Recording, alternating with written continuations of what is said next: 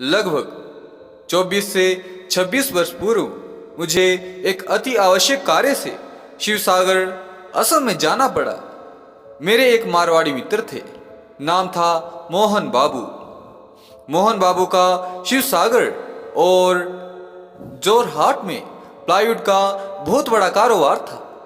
वे बहुत ही धनी और संपन्न व्यक्ति थे। मैं उन्हीं की कोठरी में ठहरा हुआ था।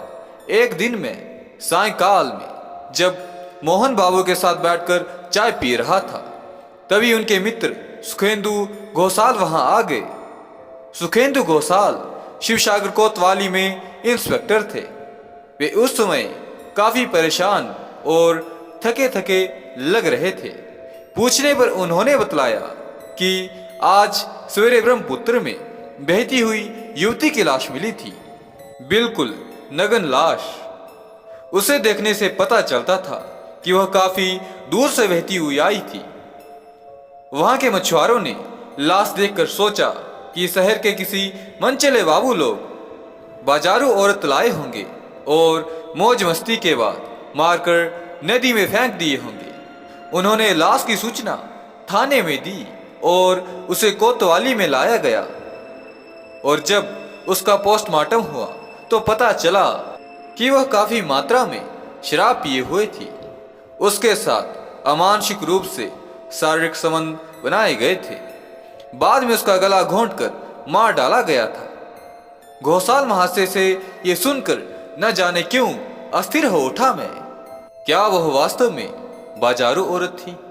घोसाल महाशय से पूछा मैंने। सिगरेट सुलगाते हुए घोसाल महाशय ने जवाब दिया, नहीं, ऐसा नहीं लगा मुझे। निश्चय ही वो किसी संभ्रांत परिवार की बहू बेटी रही होगी। न जाने किस प्रेरणा के वशीभूत होकर लाश देखने की प्रबल इच्छा जागृत हो गई मेरे मन में। और उसी समय घोसाल महाशय के साथ मैं कोतवाली पहुंच गया। गेट के बाहर श्वेत चादर में लिपटी हुई पड़ी थी लाश। मक्खियां भिनभिना रही थी। थोड़ी थोड़ी दुर्गंध फैल गई थी वातावरण में। पुलिस के कर्मचारी लाश के अंतिम संस्कार की तैयारी कर रहे थे। घोसाल महाशय ने बताया कि अभी तक लाश की शिनाख्त नहीं हुई है। कोई दावेदार भी नहीं आया है। लोग इसे लावारिस ही समझ रहे हैं। मैंने लाश को देखना चाहा। पुलिस के एक आदमी ने धीरे से लाश पर से कपड़ा हटा दिया। लाश फूलकर विकृत हो गई थी, लेकिन युवती के सौंदर्य पर अभी तक कोई प्रभाव नहीं पड़ा था। आंखें थोड़ी खुली हुई थी। चेहरे पर कातरता और याचना के भाव स्पष्ट थे। ऐसा लगा मानो युवती गहरी निद्रा में सो रही हो। घोसाल महाशय का अनुमान सही था। युवती बाजारू औरत नहीं थी, पेशेवर भी नहीं, किसी भले घर की लग रही थी। उसके साथ ऐसा घृणित अमानसिक व्यवहार क्यों हुआ, किस लिए हुआ, ये सब सोचकर विषण हो उठा मेरा मन। रात भर नींद नहीं आई। बार बार उस युवती का चेहरा आंखों के सामने आ जाता था। तीसरे प्रहर थोड़ी सी झपकी लगी। उसी अवस्था में देखा कि वह युवती सामने खड़ी है।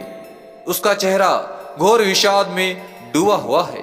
वह कातर दृष्टि से मेरी ओर देख रही है। उसके ओंठ कुछ कहने के लिए फड़फड़ा रहे हैं, लेकिन कुछ बोला भी नहीं जा रहा है।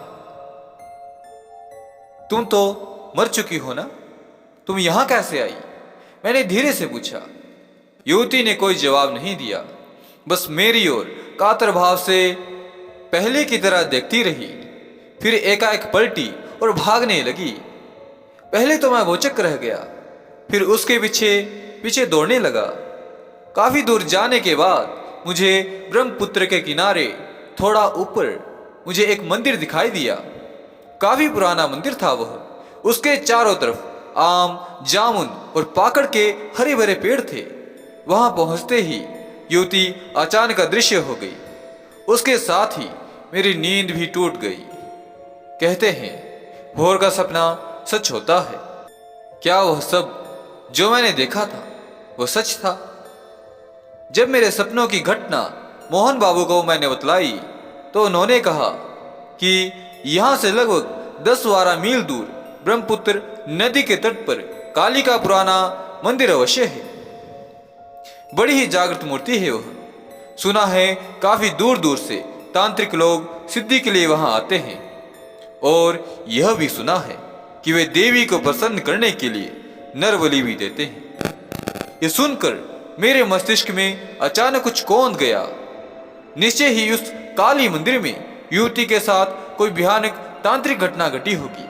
संभव है किसी अघोरी तांत्रिक ने अपनी किसी तांत्रिक साधना में सफलता प्राप्त करने के लिए उस युवती का प्रयोग किया हो। काफी समय तक ऐसी तमाम संभावनाओं के विषय में सोचता रहा मैं, और बिना किसी को कुछ बतलाए काली मंदिर के लिए चल पड़ा। ऐसा लगा मानो कोई अज्ञात शक्ति खींच रही हो मुझे। जब मैं वहां पहुंचा तो दोपहरी ढल चुकी थी। सूर्य की रश्मियां अरुणाचल के स्याह पर्वतों के पीछे से झांकने लगी थी। सपने में जैसा देखा था वैसा ही मिला मुझे। हाँ, नदी के किनारे ऊपर था वह प्राचीन मंदिर। चारों तरफ आम, जामुन, नीम और पाकड़ के हरे भरे पेड़ थे। एक विचित्र गहरी खामोशी छाई हुई थी वहां। चारों ओर साए साए हो रहा था। एक अबूझ सी अनुभूति हुई मेरे मन में, वहां के निस्तब्ध वातावरण में।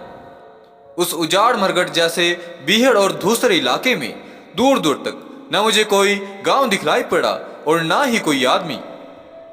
ब्रह्मपुत्र की प्रखर धारा वहां से बाईं ओर घूम गई थी, जिसके उस पार घने जंगल का सिलसिला शुरू हो गया था। सुना था उस जंगल में असम के मदमस्त हाथी पाए जाते थे। अब मैं धीरे धीरे चलकर मंदिर के करीब पहुंचा। मंदिर के चारों ओर ऊंचा चबूतरा था, जिस पर चढ़कर मंदिर में प्रवेश करते ही दहशत से पर फड़फड़ाते चमगादड़ कानों को छूते हुए निकल गए। थोड़ी सी भय की अनुभूति हुई। भीतर अंधेरा था, मगर सब कुछ साफ दिखा मुझे। दीवार से लगकर पंचमुंडी आसन पर काले पत्थर की बनी अष्टभुजी काली की भयानक और विकराल प्रतिमा खड़ी थी। मूर्ति बड़ी ही भव्य और अजीब लगी मुझे। पंचमुंडी के सामने एक बड़ा सा हवन कुंड था, जिसके पास ही शराब की खाली बोतलें आड़ी तिरछी बिखरी पड़ी हुई थी, जिसे देखकर ऐसा लगा मानो कि वहां तंत्र मंत्र के नाम पर किसी ने खूब जमकर शराब पी होगी। अचानक चौंक पड़ा मैं। शराब की बोतलों के आसपास कांच की लाल चूड़ियों के दर्जनों टुकड़े बिखरे हुए थे। इसके अलावा सिंदूर लगे हुए मुरझाए हुए जवा के फूल भी थे वहां। मंदिरों में शराब की बोतलें एवं मुरझाए हुए सिंदूर लगे जवा के पुष्प मिलना तो स्वाभाविक ही था, मगर लाल चूड़ियों के टुकड़े? सांझ की हल्की हल्की स्याह काली मासी फैलने लगी थी। अचानक आकाश में बादल घिरने एवं झूमने लगे थे। उदम हवा की लय पर आम, जामुन और पाकड़ के पेड़ झूमने लगते। फिर देखते ही देखते बादलों से काला पड़ गया आसमान। गहन निश्वास जैसी हवा हाहाकार करती हुई झाड़ियों एवं झुरमुटों से टकरा रही थी। कुछ देर बाद सांझ स्याहघन अंधकार में बदल गई और चारों तरफ एक अजीब सा सन्नाटा एवं अबूझ सी खिन्नता भरी नीरवता छा गई। सोचने लगा, कैसे वापस जाऊंगा मैं इस घोर रात्रि में और इस भयानक मौसम में।